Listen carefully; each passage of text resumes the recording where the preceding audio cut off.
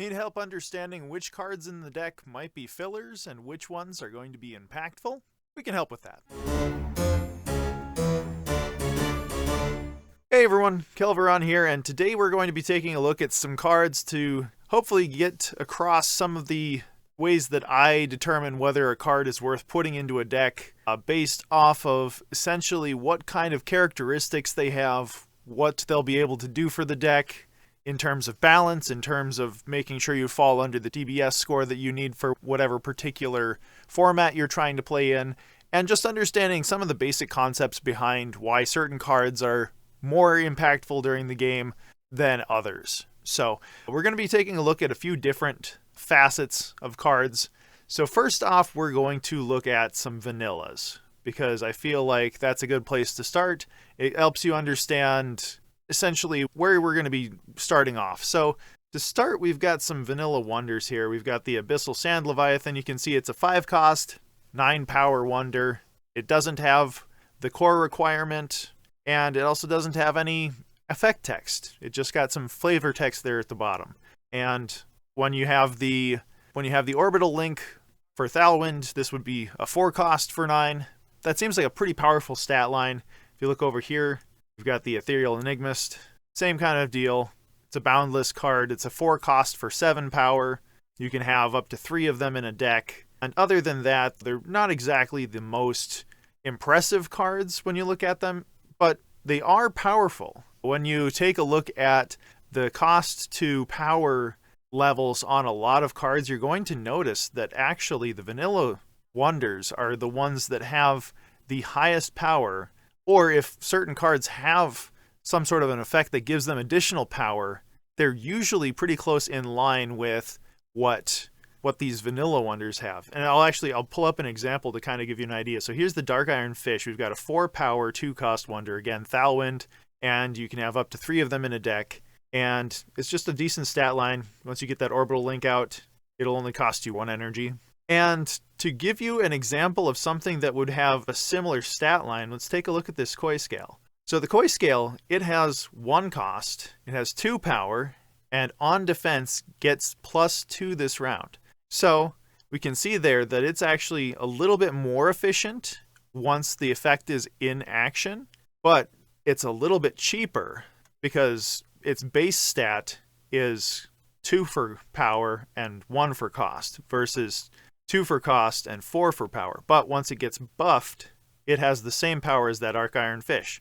Also notice, this is another Thalwind wonder. It's also a secondary wonder. The one thing that might be part of the reason why this has a higher DBS is that there is no once per turn on defense effect. So if for some reason you're fighting over a particular realm and your opponent keeps attacking you, or they've got some sort of a wonder in there that they've got an effect that they want to keep using, something like a Luminous Scarab or maybe a Fungolith Colossus, they're going to want to keep attacking in that realm, and this will start to put in some work after they've attacked 2 or 3 times in a single round, because the +2 is every time that it defends. So it could get buffed up to 4, it could get buffed up to 6, it could get buffed all the way up to 8 or 10 if for some reason your opponent really wants to have that realm, or they really want to get off a lot of effects for their on attack or on battle.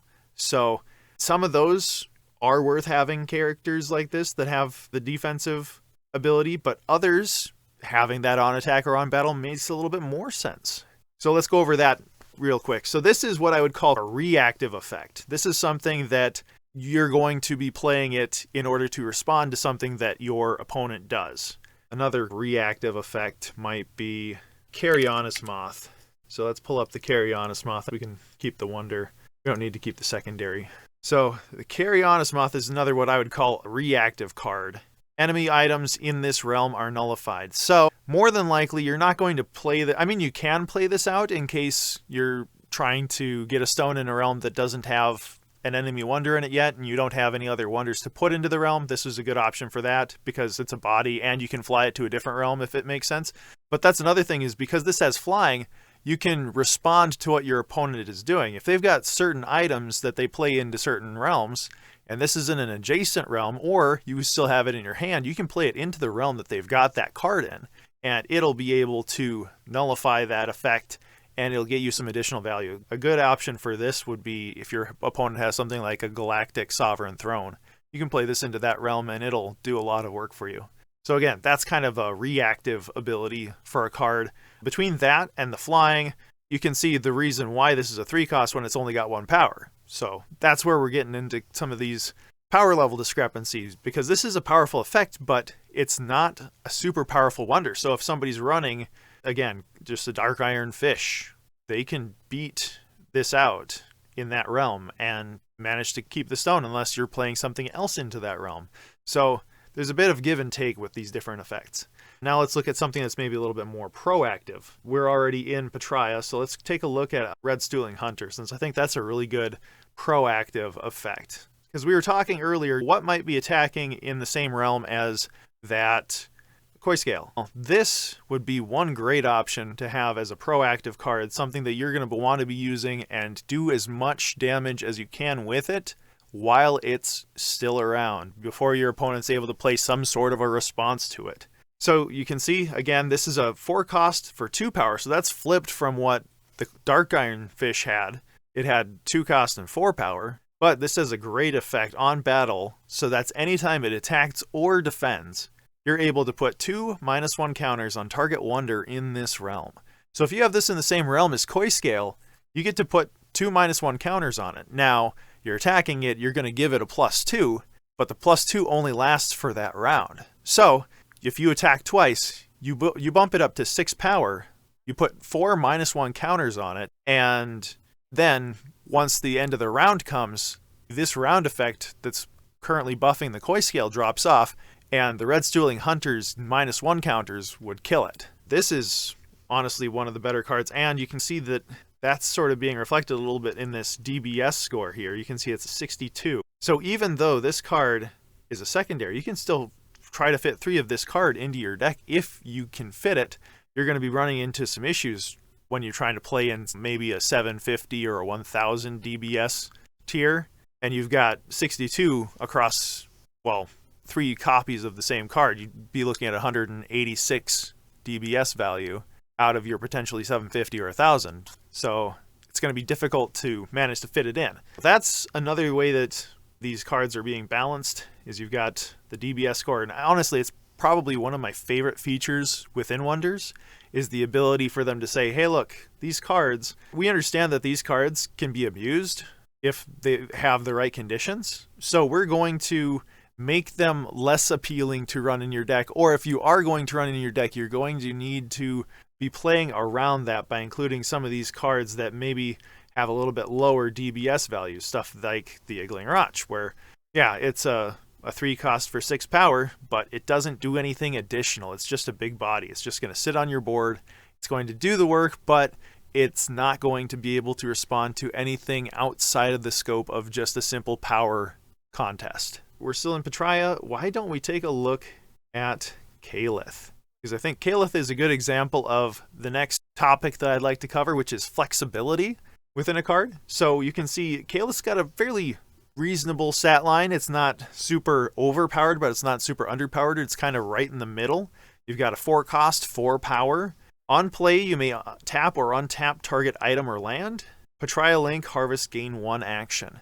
So there's a lot of things going on here. One, you get the Patria Link. So if for some reason you end up losing your Patria Link on your lands, or you haven't drawn into a land yet that has a Patria Link, you can play her out and it'll get you that link. It'll allow you to have the 1 energy deduction on each of the cards that you play after this. It's non-core, which means that you can put this into basically any deck and not be concerned about the fact that you're going to have to get those lands, because, you know, what if you only put in 2 or 3 copies of a land with that particular link? Well, what if you're playing a deck that doesn't have any of it? Well, if you have a non-core, it's kind of a non-issue, because you're not worried about getting that energy deduction. You're really just worried about the effect that the card has and being able to play it into situations where it makes sense to have it. Another example, we've got the harvest there.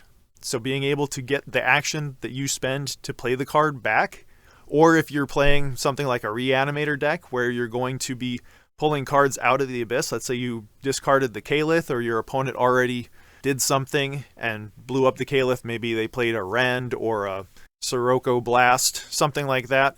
You can pull it back out of the Abyss and it'll be untapped. So you can tap it and get that action back.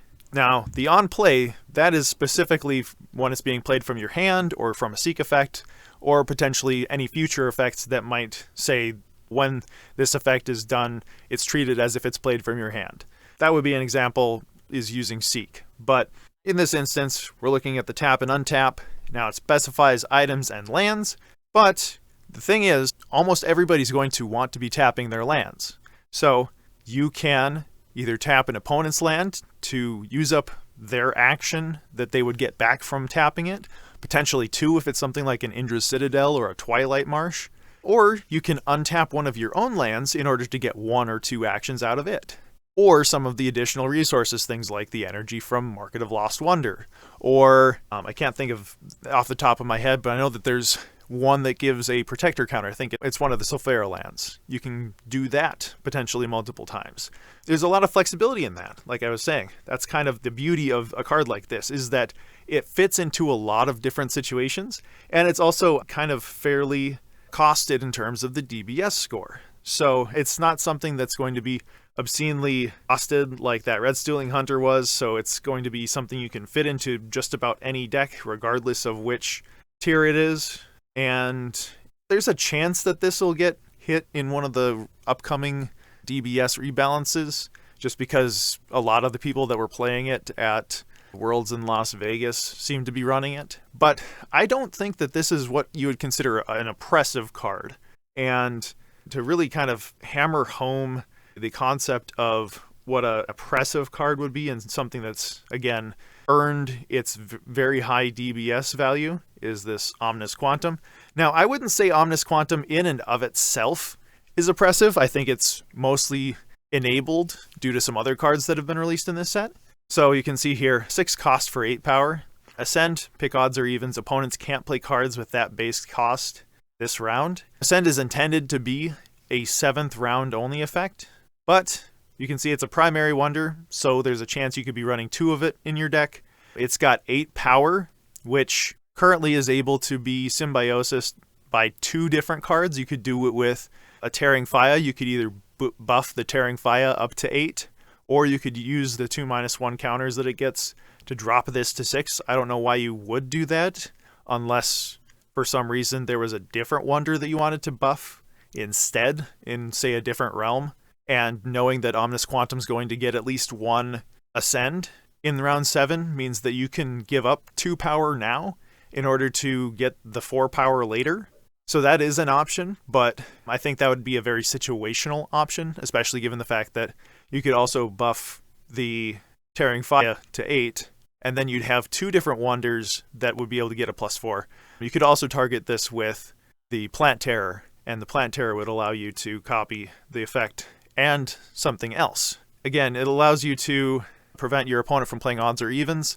You can use cards like Lunar Empowerment or Regal, and those cards are going to allow you to get multiple uses out of the effect to... Where's Regal? Oh, I passed it. Right here. Regal, Rigel, whatever you want to say. But in round 6 and 7, Lunar Empowerment, you can activate the effect in any round. So there's a lot of different ways that you could abuse this effect so that either they can't play odds or evens in multiple rounds, you could have multiple copies of this effect, or let it go off multiple times during a given round in order to prevent them from playing odds and evens. And the other thing to remember is that all lands that have currently been released have 0 cost. So when you're dealing with a situation like that, you can almost always say evens, and if your opponent's trying to dig farther into their deck for something, they're going to try and use a land to basically regain that action or potentially gain an additional action on top of it in order to help dig further into their deck. You've just completely stopped that potential idea that they could have had in order to get out of the situation that they're facing. So that would be an example of a card that is deserving of the very high DBS value that it has. And people are still able to play it in 1000 DBS decks, oddly enough. So it'll be interesting to see how many cards end up getting rebalanced in a way that makes that untenable. But next, we'll actually be taking a look at cards that I consider to be resource heavy. So this means that it actually costs them more in order to get off their effects. So we're going to take a look at one here. We've got Empress Aurelia, and that's a 2 cost for 1 power. So not an amazing stat line by any means. Tap action, portal another target wonder to this realm. Now, you could portal one of your own. You could portal one of your opponents. If you know that you're already going to be losing this realm, you can tap this wonder and you can pull in your opponent's big beater that you know that they're going to want to try to use to lock down a different realm and leave it here. You can use this effect to reinforce it with another wonder of yours that has maybe a tap-free effect or an on-arrival effect that you're going to want to get off multiple times. Like this would be one that would be a good Oh, no, actually no. Oh, where's the tap? Here, I think Sylvari. Well, it's tap. He's also tap action. So again, another resource-heavy card I would say is a Sylvari Oceanbreaker. Maybe Serenia. No, that's another unplay. So you can see here, there's not a lot. Here's a tap free, but this creates an equipment that'll have the portal ability. So it takes a while for that to get going. And these other ones, I think Rylan is tap free. So that would allow you to portal it, but it'll portal it immediately following it when it's summoned. So if you were to portal something else that has a tap action or a tap free effect, you're not going to get any real benefit from using Rylan to pull it out. So for this reason, I like Portal, but I don't think it's necessarily the best strategy at this time, just because just looking at it, it doesn't quite synergize with itself as well as I think it should. And it's very resource heavy, especially with these 2 cards in particular that have tap actions. Like the on-plays, I would say, are pretty decent, but then also on-play doesn't synergize with the tap abilities, because being portaled with an on-play, you don't get that effect again. Just something to think about. Now, looking at something that's resource positive, and we're going to go to... Where do we want to go to? We've spent a lot of time in Petraea, so maybe let's take a look at something out of Umbrathane to find something that's resource positive. This would be the antithesis of what we were just talking about, with the portal being what I would consider a drain on your resources, because you need to play the card and then you also need to spend an action in order to get that effect to go off. Something that would be net positive. I guess we could use Flash as an example. So sacrifice action. Oh, so actually you can't sacrifice free. You'd actually have to spend an action to sacrifice him. Look at target player's hand. That's not the effect I was actually thinking of when I was going to mention this as a way to generate resources. So you can see the second effect there. When this moves or dies, draw a card, then discard a card. So it allows you to get through your deck faster. You can find some of your combo pieces if you are running a combo deck, or if you're playing specifically some sort of an Umbrathane deck that's based around having a big abyss, you can use that effect to help stack the cards in your abyss, get cards that you want into your hand in the first place. You could use them in tandem with charging Polpo. So on arrival, sacrifice a wonder. So you can sacrifice Flash, it dies, it goes to your abyss. You can use Flash with the V8 Wanderer.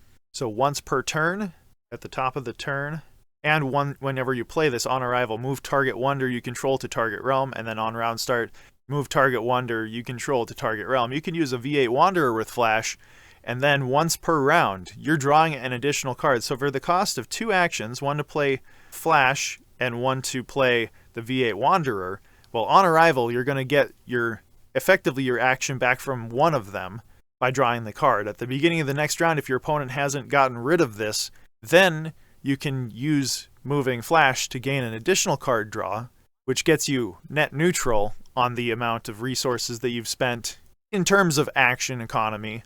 Then you've spent 2 actions to get these guys. Instead of having to spend 2 actions to draw, you've gained 2 draw cards off of the effect of the V8 Wanderer and Flash in tandem.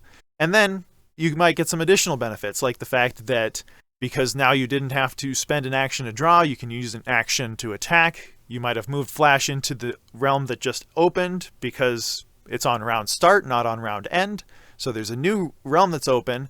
You can use that, and Flash, I'll take a look at the attack value on Flash Quick just to see if it compares. But I'm thinking it's either similar power or maybe even a little bit over the power of, okay, it is the same power as a Cloudweaver construct. So you could use this to counter a Cloudweaver construct in somebody else's deck if you have it working with the V8 Wanderer. The benefit, though, is that you're going to trigger the draw effect off of Flash.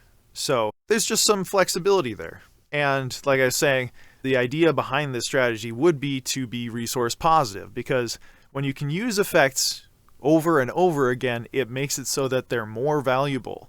And having cards that are more valuable means that then, even if you do have cards like the Vanilla Wonders, you can have things that are going to be flexible, able to be more impactful in a variety of game states and situations where you might have to sit there and think for a little while to figure out, okay, exactly what makes the most sense here, what's going to be the best line of actions or the best order of operations in order to make sure that I get to do what I want. You know, sequence things in a way that it's more optimal for you than it is for your opponent. So I think that pretty much covers the different ideas that I wanted to talk about. Again, we went over the fact that there are vanilla cards and they're going to have more than likely the absolute highest power to energy cost discrepancy.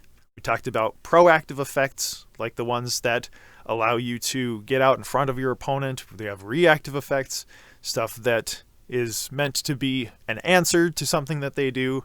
We talked about having cards that are flexible, being able to use them in multiple situations, stuff that's resource heavy, so maybe it's not going to be as good, or if it is going to be good, you need to make sure that the cards that you're utilizing it on are things like Omnis Quantum, where, okay, I'm going to put 3 or 4 different cards that are specifically going to synergize with this, so once I get to that card, then I can really boost up the synergy, I can really dial in how much value I'm getting out of that. We've got other stuff that we talked about that's resource gaining, so whenever you play it, you're hopefully going to be getting at least that action back in game terms of other stuff, whether it's a free attack, a free draw, a free action that you might get off of a tap-free or harvest kind of effect, stuff that can be repeated, so stuff that happens over multiple realms, stuff that triggers, so it's a whenever effect. Those are going to be all of the resource positive stuff.